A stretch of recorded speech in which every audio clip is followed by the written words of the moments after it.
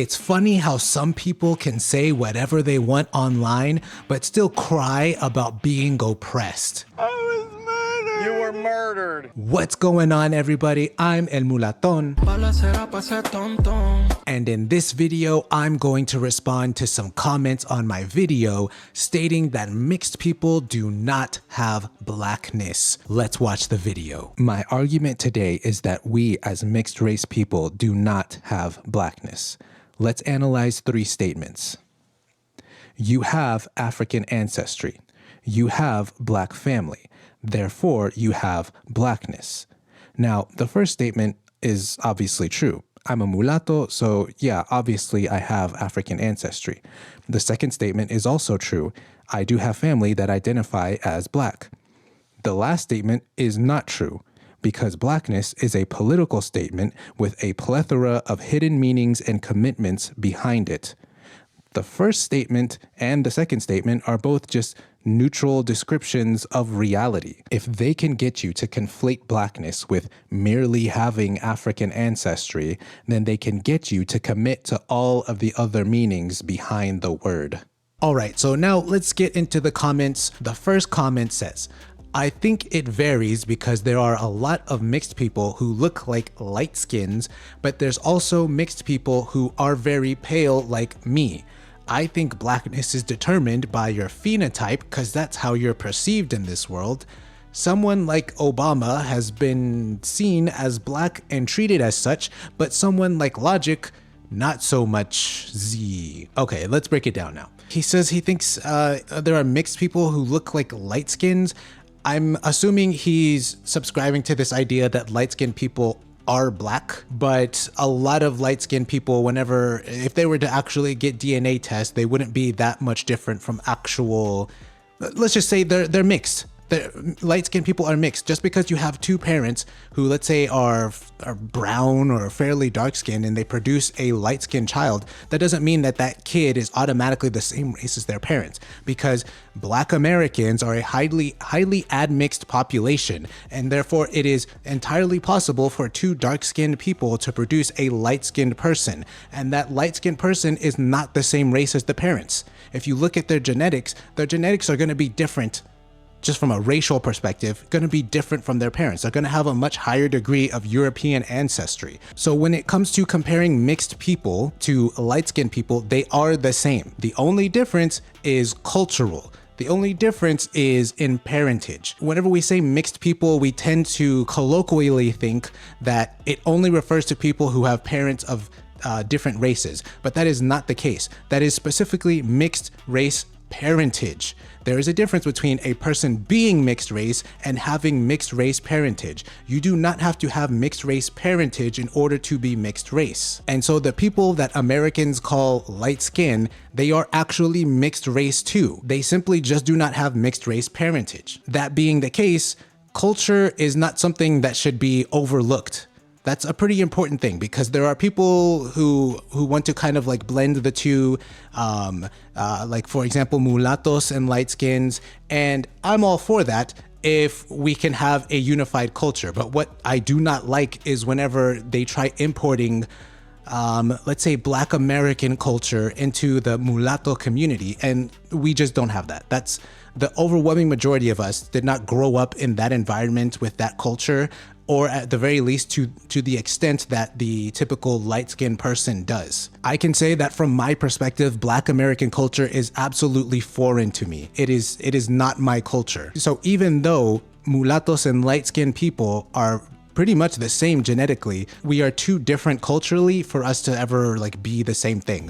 It would literally have to be one person just adopting the culture of the other in order for there to be any kind of unity. He goes on to say there's also mixed people who are very pale like me. I'm not understanding like his differentiation here. I would need him to define his terms, because like if you're mixed, dude. Like, it doesn't matter your skin color. Like, there are mulattos who are darker, there are mulattos who are a lot lighter. He goes on to say, I think blackness is determined by your phenotype. No, this is absurd, because why is it that someone like Steph Curry and LeBron James are considered black, even though they have dramatically different phenotypes? skin color, eye color, hair texture, facial features. And those are just the exterior phenotypes. Everybody does have interior phenotypes, and you would need to do like some kind of genetic test to discover those.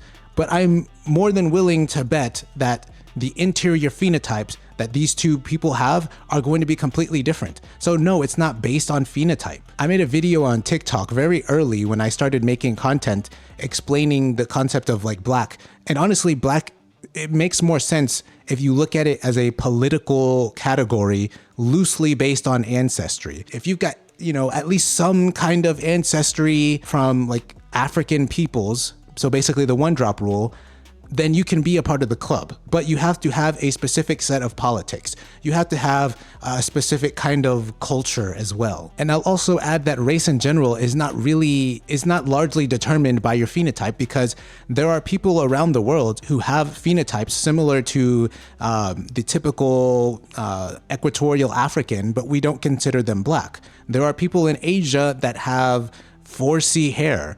There are people in Asia that have dark skin. There are people in the Philippines that have like wide noses. There are people in Central America. A lot of the Mayans, they have like big lips. Okay, are you gonna start saying that they're black too because they have these phenotypes? No. He also says blackness is determined by how you're perceived in the world. Why should I care about how I'm perceived in the world? Like really, give me a good reason why I should care how the world perceives me. Because I could list a lot of different ways that people were perceived, and you would not tell me that, oh, they should just accept it. I made a video not too long ago, it's on TikTok, talking about society will see you that way, because this is a common argument people like to give. They like to say, society is gonna see you this way, the police are gonna see you this way, so you have to accept this identity, you have to identify this way. No. Apply this argument to the 19th century. Society viewed African Americans as slaves. According to your logic, they should have just accepted it. Hey, society saw us as slaves, we have to accept it. That's your argument. And I don't even think people really believe in this, because in our everyday lives, we're constantly perceived a certain way by society, and we just instinctively resist it if we feel it doesn't match who we are. So a lot of these people who like to appeal to society, to force the black label on people, they're just playing politics. They want power, and they need to bring you on board. They need to put you in line, because they can't have you go into the other side. You got to realize a lot of people see themselves as being in a race war, and there's only two sides. And if you say that you're not on their side, then you're obviously with the terrorist. You're obviously with the other guy. He then says, someone like Obama has been seen as black and treated as such, but someone like Logic, not so much. I'm more than willing to bet that Obama has not been treated the same way as black people. I'm more than willing to bet Obama has had experiences that black people will never have. Likewise, I'm pretty sure there are experiences that black people have had that Obama will never have. And I'm not even talking about from like a socioeconomic perspective. I'm literally talking about from a racial perspective. Mixed people have different experiences from black people. The experiences that I have are not the same as black people. This is why whenever people try to tell me that I'm black, and simultaneously saying that black is an experience, it's a lifestyle, it's a worldview, it's this stuff, I don't have that experience. I listen to black people describe their lives here in America, and sorry, that's not the life that I've had. This is why I haven't ever been down with like Black Lives Matter, because that's not my experience. I don't have that kind of relationship with the police. Don't get me wrong, I hate getting pulled over, and I don't like having interactions with the police. But at the same time, whenever I get pulled over or something, I'm not like cowering in my boots, because I just know that I don't, the cops have never treated me the way black people say that they are treated by the cops. Okay, next commenter. But all their conditionals make someone black. If not, there literally wouldn't be any black people outside of Africa. Became virtually everyone in the diaspora is mixed. Oh God. Okay, let's translate this to English. I believe the first part he's saying, but all their conditionals make someone black. So he's talking about in the video when I said, I have African ancestry, I have family that identify as black. And in his head, therefore I have to identify as black. And I'm making a counter argument against that. Why is that the case? Because you do not get to take a word and then define it in such a way that now it includes me and then force me to accept that word. No. Just because all the conditions are true doesn't mean I then have to accept whatever label you want to put on me. Okay, how about I create my own damn labels? That's what's gonna happen, okay? And to give you an example, an absurd example of why you wouldn't even adopt this, imagine if I just invented a word, Geschnugeschlaft. That's right, Geschnugeschlaft. And you know what a Geschnugeschlaft is? A Geschnugeschlaft is someone who disagrees with me and comments on my video. So you know what, Mr. Jordan Ark? You now have to identify as a Geschnugeschlaft. And if you don't identify as a Geschnugeschlaft, then you are denying who you are. If you don't identify as a Geschnugeschlaft, then you are anti-Geschnugeschlaft. You are a colorist and a bigot if you do not identify as a Geschnugeschlaft. It sounds stupid, doesn't it? But that's exactly what these people are doing. You don't get to do that. The individual decides what labels he will identify with. You do not get to force any labels on me. He then goes on to say, if not, there literally wouldn't be any black people outside of Africa because virtually everyone in the diaspora is mixed. Well, that sounds like a pretty big problem, doesn't it? It's almost as if the term black is not well defined. Yeah?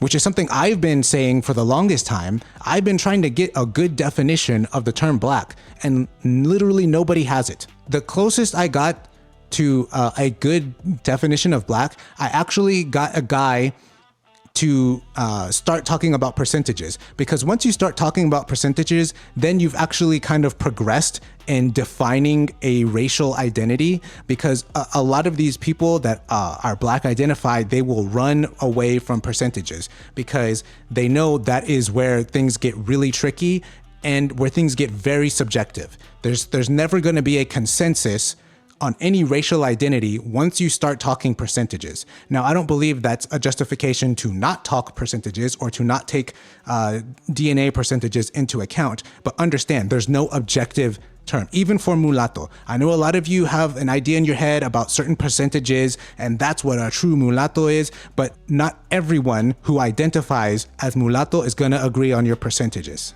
And so this other guy on a different video that I was talking about, I can't remember the exact definition of black that he gave me, but once we started talking about percentages, in his head, he literally said like 36%. If you're 36% or more West African, or maybe just generally African ancestry, then you're black. And I mean, I thought that was a weird number to throw out there, 36%, but I commend the dude for actually giving me a percentage, because so many people will not do that. And he was pretty strong about it. I asked him, what about 35%? And he's like, nope, the line is at 36%. Now, obviously, from my perspective, that is absurd. You could literally have someone who's like 64% Danish and then 36% Yoruba. And in this guy's view, it would have been, oh, he's a black guy, totally. So in response to this commentator, look, if you've got problems in the definition of the word black, that's something you probably need to figure out. Now, I would also say that for us as mulattos, there is some burden on us to define black and white. I honestly believe that the mulatto identity is not complete unless we also provide a definition of black and white. And thus far, I haven't really seen any like good definitions of black and white. So it's something we've got to work on. All right, next commenter. Okay, now this one is probably one of the funniest commenters that I've had on any video. So this person says on the video, "It's do not matter." That's not me misspeaking. That's what he said. He said, "It's do not matter." I, of course, said it matters to me. He then goes on to say, "I don't think a social construct is something that matters to anyone because it doesn't really exist." Okay, so let's say for the sake of argument, I accept that it's a social construct. That doesn't mean it doesn't exist. There are a lot of things that people define as a social construct, but they are absolutely real. Even people who believe race is a social construct will still tell you it's real. They just don't think it's biological. Also, I totally reject the idea that race is a social construct. You could say that racial categories and the names of the racial categories are made up or they are subjective, but I don't believe they're a social construct because I think there are very few things that society actually comes up with. It's usually an individual that does a thing and then it catches on, and then society just essentially leeches off the accomplishments of individual people. Obviously, there are a few things that a group of people can create, but even a group of people creating a thing, that's not a society creating a thing. So I almost never use this term social construct. So I say there is a social aspect to race, but it is also biological, which is absolutely true. I've made several videos up to this point making my case for why race is biological, and almost all the counter arguments I've gotten have been from like sociology students who haven't done any kind of like research or even reading into science or anything beyond what their sociology professor told them. The commenter then says the three main racial categories are Caucasoid, Mongoloid, and Negroid. Okay, this is BS. This is totally pseudoscience. Okay, so I respond with him, no, these are archaic designations based on skull size and not genetics. A race is a genetically distinct human population. So this is absolutely true. These terms, Caucasoid, Mongoloid, Negroid, and I think there were like 2 other terms. There's actually 5 total that were created. They were specifically created by a man named Johann Blumenbach, and he was a 19th century anthropologist. He had many roles. He did lots of different things. But again, you're getting your information from the 19th century. Literally, these terms, Caucasoid, Mongoloid, and Negroid, were created prior to our modern understanding of genetics. Literally the 18th and the 19th century. That's what you're referring to. And Blumenbach, he came up with these categories literally only looking at skull sizes. Looking at the size, the shape, the dimensions. That's what he was not looking at their genetics. And these will be the same people that'll tell me that race is based on phenotype when the category they're using is a single phenotype, skull size.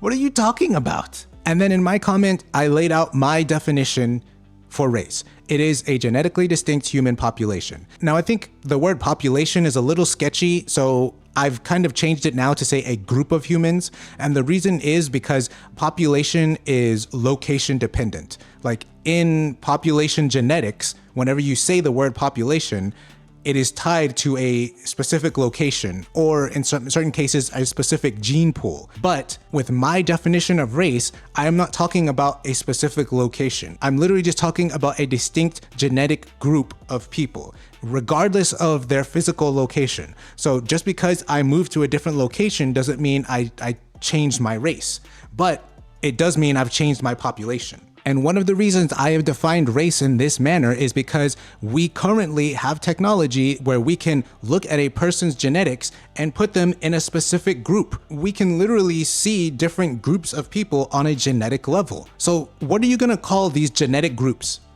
If we can segment people into different genetic groups, or I should say nature has already segmented people into genetic groups, and we can observe these differences, what are you gonna call these groups? Because the group is a genetically distinct group of humans. Well, what do you call all of that? Okay, you call it race, obviously. And this Caucasoid, Mongoloid stuff, that's garbage. That's literally skull sizes, okay? And I think one of the main reasons people love these racial categories is because there's so few of them, okay? This commenter is saying there's only 3. Blumenbach, the guy who created these terms, said there were 5. And people love these terms because it simplifies a very complicated subject. It's very easy to remember, oh, there's only 5 races or there's only 3 races. Why would you ever think biology would be that simple? Do you know how many species there are? There are literally millions of species.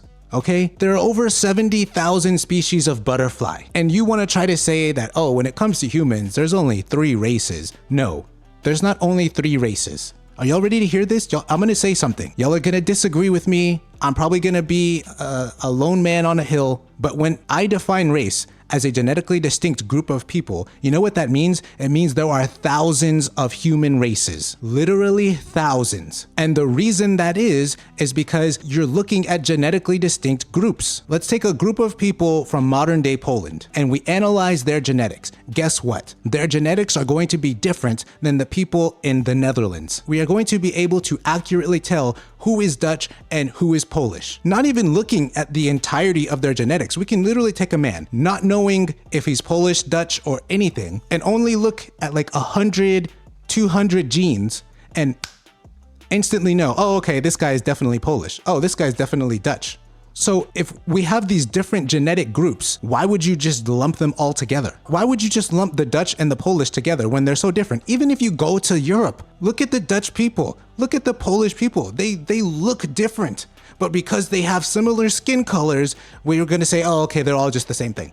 No, they are not. They are two different groups of people. Genetics matters. So the group of people from Poland are going to be a different race than the group of people from the Netherlands. And this modern idea we have that just all Europeans are one race is completely absurd. Even historically, I'm not going to name names, but there are people throughout history who have realized that not all Europeans are the same and they are not the same race. So I understand it may be a little bit easier to do calculations in your head if there's only 3 or 5 races, but that is just not sound. That's an indefensible position, okay? And if you're going to try to group people that way, then you have to, what are you going to name genetic groups of people? What are you going to call genetically distinct groups of people, if not race? And then the commenter went on to make his most absurd comment, his most bigoted take. And I'm gonna change my voice so people don't actually think it's me saying this thing. Okay, here we go.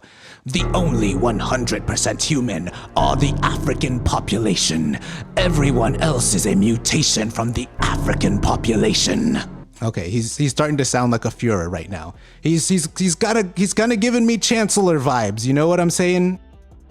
So I go on to say, wrong, even modern day Africans have mutated and have DNA from non-Homo sapien species. Okay, so when I say even modern day Africans have mutated, what I'm referring to is this guy and a lot of people online who think like him have this idea in their head that the first humans that existed are the exact same as the modern day Africans. And I hate to break it to you, that is not the case. Whenever you say everyone else is a mutation from the African population, literally everybody in existence right now, including modern day Africans, descend from that first human population in Africa. And no, modern day Africans are not the exact same as that first human population, because you know what? There's this thing called evolution and there's this thing called genetic mutation. And yes, even African people have genetic mutations. So the modern day African people are the way they are today because over thousands and thousands of years, they have been mutating and now that's what they are now.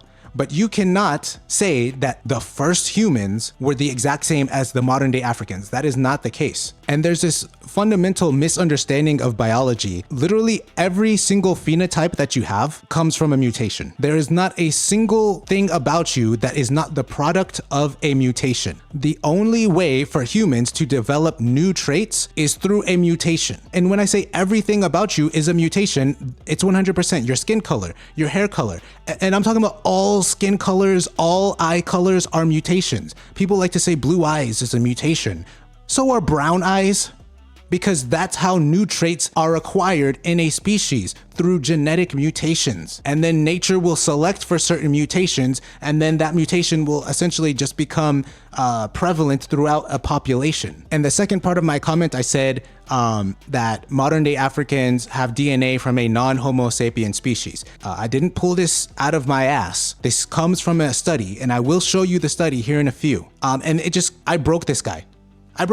Like he had like a genuine like does not compute moment. Like he can't comprehend the idea that his race are not the superior race that he thought they were. And when I say non-Homo sapien, I'm referring to not the anatomically modern humans that we have today, like who we are as a species. So for example, Neanderthals are a non-Homo sapien species. They are human, but they're not Homo sapien. The same with Denisovans. Denisovans are human, but they're not Homo sapien specifically. So that's what I'm saying. And then at this part in the conversation, it's just kind of trading barbs. He says, I'm not wrong. Maybe you should study human anthropology. And I said, I'm not taking educational advice from someone that believes non-Africans are not 100% human. And I literally can't believe he got away with saying that on TikTok. You know how many comments, like benign comments I've made and they got flagged and denied on appeal? I literally said someone, oh, okay, that's a stupid argument. And then they removed the comment and they denied my appeal. But this guy literally gets to say this supremacist BS, saying that only his people are 100% human. Are you freaking kidding me, man? These people get to just throw tantrums all over the place, and platforms like TikTok, all social media platforms will just tolerate their BS. These people are freaking children. He then says, I didn't create DNA. I didn't create Neanderthal and troglodytes. They were all mutations. Maybe you take a DNA test that should help you understand why you have a Neanderthal genetic code. No, okay. You know, one of the tells that someone doesn't understand biology, when someone says that Neanderthals were mutations, like that's such a goofy statement to say just from a scientific perspective. Who would say Neanderthals are a mutation? What? So then I said, not all individuals outside of Africa have Neanderthal/Denisovan DNA. And as I already stated, Africans also have DNA from a non-Homo sapien species. So this part, I may have made a mistake here at this part. I'd have to dig into it. I could have sworn I saw somewhere that said there are certain people outside of Africa, like Europeans and Asians, that do not have Neanderthal or Denisovan DNA, but I couldn't find it again. I went looking for it. I couldn't find it. There are definitely people who do not have Denisovan DNA, like most Europeans, but Neanderthal, it seems like pretty much every single person outside of Africa has Neanderthal, but I'd have to double check that. He then says, every non-African person have a percentage of Neanderthal DNA. Why do you think you look the way you do? Humans are dark-skinned people. So again, he's showing who he really is. He's a supremacist. He thinks that true humans have dark skin, not realizing that humans aren't defined by their phenotype. And then the other part of his comment is funny. Like, he's attributing non-Africans' physical appearance to Neanderthal. Like, Neanderthal DNA in most people is going to be single digits, and you're really thinking that amount is going to determine our entire physical appearance? Okay. So then I said, I like how you ignored that part about Africans also having non-Homo sapiens DNA. He then says, in 2025, some Africans are not indigenous to the continent of Africa. Some modern African people are mixed with other types of non-African people. I'm talking about the original African people. And the thing is, that's exactly what I'm talking about as well. I'm well aware that there are European descended people in Africa. I'm well aware that there are Arab descended people in Africa. I'm not talking about those people. Whenever I show you the study specifically looked at West African populations. I then responded, I'm also talking about the ancestral native people of Africa. They too have non-Homo sapiens DNA. Search for ghost DNA in West Africans. This guy, his beliefs are not based on any kind of research or fundamental understanding of genetics and biology. It's all about, what will help me get power? And then he develops an argument to support that conclusion.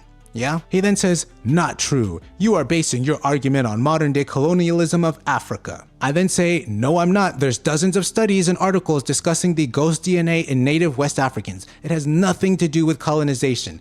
Keep denying reality. And then I had some backup. I don't know who this person is, but thank you. He then says, studies indicate that some West African populations like the Yoruba, Esan, Gambians, and Mende may have 2 to 19% of their genetic ancestry from an unknown ghost archaic hominin. Cope. Okay, so I said I was going to show you the study, and look, I'm such a freaking nice guy, man. Not only am I going to show you the study, give you the name and the author so that you can find it, I'm going to read it to you, man. This is how much I care about.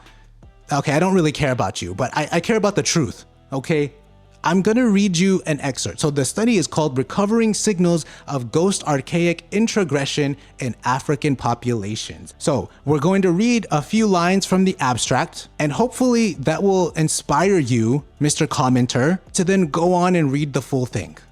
He's not going to do it. We provide complementary lines of evidence for archaic introgression into 4 West African populations. Our analyses of site frequency spectra indicate that these populations derive 2 to 19% of their genetic ancestry from an archaic population that diverged before the split of Neanderthals and modern humans. So basically what they're saying is that this archaic hominin is so old that it existed prior to human beings even existing. And just as European and Asian populations mixed with Neanderthals, this article establishes that African populations mixed with this archaic hominin, and now they have up to 19% of their ancestry from this non-Homo sapiens source. Using a method that can identify segments of archaic ancestry without the need for reference archaic genomes, we built genome-wide maps of archaic ancestry in the Yoruba and the Mende populations. Analyses of these maps reveal segments of archaic ancestry at high frequency in these populations that represent potential targets of adaptive introgression. Our results reveal the substantial contribution of archaic ancestry in shaping the gene pool of present-day West African populations. And what was this guy's response? He didn't go out and read the thing. He didn't even entertain the thought. His response was, wrong. Never believe any study done by white Europeans on the African people. It will always be negative. This is so funny. So again, he's showing his colors. He's showing who he is. His supremacy is showing these people. There's a lot. He's not the only one. There are a lot of people that think this way, and they are total hypocrites because they'll believe the white man's science when it's something that is flattering to them. So when the white man says that Africans don't have Neanderthal DNA, oh, they'll believe that. That's the gospel truth. They'll accept it. Then the white man knows what he's talking about. But the second that same white man will say, and you know, this wasn't even a white man. Like the guy who created the article, the author is Arun oh my God, what is that? Durvasula and Sriram Sankararaman. I watched a lecture from this guy, the Sriram guy, and he is very, very South Asian. I don't know if he's Sri Lankan or Indian, but he's not a white man. So it's not even a white man doing it. Now you could make the argument that he's funded by an American university. Okay, but you're still a hypocrite. You will believe whatever the white man says if it's something flattering to your worldview. If it's not, then you'll cry racism, whatever. He then also adds on top of that, trust it was done by white Europeans. Everyone else study show undeniably evidence that all indigenous African people are 100% human DNA. It's funny, he says everyone else's study, like you make it seem like there's a lot of studies out there saying that Africans are 100% human DNA with nothing else. Can you provide one of these? Like that's essentially what I said. Where can I find one of these non-white European studies of West African DNA? And you want to know what he said? He said, probably at an African university on the continent of Africa. What the hell do you mean probably? You should know this. You seem so sure about your worldview, but you're telling me probably? Like he couldn't even give me the courtesy of naming an African university. I bet you if I had asked him name one African university, he would have been like, yo, African State University. Like you're not even trying, man. So this was the end of that conversation. This guy was not serious. Next comment is from Mulatto Vanguard. He says the weaponization of the one drop rule. 100%. So obviously with the name Mulatto Vanguard, he's another good mulatto content creator. So go out, check out his stuff. Give him a follow. He's on TikTok, YouTube, everywhere. And now our last commenter says, sir, no, you aren't. And she spelled no, K-N-O-W. The sheer fact that you have to go out of your way to say you're a mulatto, a term which literally means mulatto.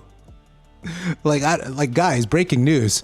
I don't know if y'all knew that the term mulatto actually means mulatto. I'm pretty sure she was trying to say mule, but you know, she forgot to copy and paste her argument. A person of mixed white and black ancestry. The term mulatto is a legacy of attempts to establish taxonomies of race, a concept that science has shown to be socially constructed and to have no biological basis. Much of the significance of mulatto identity is grounded in the social, economic, and political consequences of colonialism, slavery, and segregation in the New World, Western Hemisphere, and the etymology of the word steams from late 16th century Spanish. Oh boy, everybody. Did y'all know that the etymology of the word steams? That thing is mad. That thing is fuming. It steams from the late 16th century Spanish that means young mule. Once again, it's none of my business. Okay, so as you can see, this woman really struggles to form coherent sentences and arguments, so let's try to decipher this. So she was responding to a comment that I was making. I can't remember the exact comment I made, but obviously it was me saying something about me being a mulatto. And she's saying essentially that the sheer fact that I have to go out of my way to say that I'm a mulatto and not black goes to show that I guess I really am black. And that's an absurd argument, and you don't even believe that. You're just saying this because you want to win an argument. And you want to know how I know you don't believe this? Because how about this? Let's talk about your ancestors. The sheer fact that your ancestors had to fight to show people that they were not inferior showed that they really were just inferior. Do you believe that? No, you don't. You don't freaking believe that. So why are you using that argument? Sometimes society will put a label on you, and sometimes society is fucking wrong. I hate this idea that people have that somehow society is so noble and it's so wise that we just have to accept whatever society says. Literally, the overwhelming majority of catastrophic atrocities that have been committed have been by societies, specifically in the form of government. Literally no serial killer can touch what governments and society has done. But you want to try to appeal to society to try to beat me into submission. That's not happening. She then goes on to give us the definition of mulatto as if we don't know. She gives her opinion. The term mulatto is a legacy of attempts to establish taxonomies of race, a concept that science has shown to be socially constructed. No. It is a concept that sociology has declared to be socially constructed. That is a sociological declaration. Biologists are cowards and just run away from the issue of race. They don't want to touch it. And I mean, we all know why, because I mean, who was it that was saying science proves that white people are superior? It was biologists. It was geneticists. The same people you are appealing to today, the same ilk, I should say, are the same people who 100 years ago were saying that white people were superior and everybody else is inferior. But now we're supposed to look to biologists and geneticists today and say they say nothing wrong. Everything they say is right. Sociologists too. Sociologists are 100% correct on everything. That's absurd. That's a stupid thing. The obvious position to take is that you take everything with a grain of salt and you do some research of your own. You analyze the papers, okay? You try to educate yourself. And then she goes on to give her opinion about politics, which I don't care. Political buzzwords, colonialism, slavery, segregation, okay. And then at the bottom, where she just completely butchered the English language, talking about how mulatto comes from the word mule. So I'm gonna give my counter argument to this mule thing because we constantly see the mule thing. If you watch my videos or if you're a mulatto and you already know this, you can scroll past this part. But for any new people that are coming across this video, here's the deal. The idea that mulatto comes from the Spanish word mule is only a proposed origin of the word. Another proposed origin of the word is that it comes from the Arabic word muwalad, which means mixed ancestry. The Arabic-speaking Moors conquered Spain. Muwalad entered the Spanish language. It became Hispanicized and became muladi. Then the Spanish kicked out the Arabic-speaking Moors. They then went on to discover America, where they brought with them African slaves. There was a lot of mixing happening, and the word muladi became mulatto. And if I could provide some supporting evidence for this, modern-day Arabic dictionaries literally translate the word mulatto to muwalad. Alright, that's it for this video. Shout out to everybody that liked my original video and commented. I really appreciate it. If you liked this video, like, share, and subscribe to the channel. I'm out.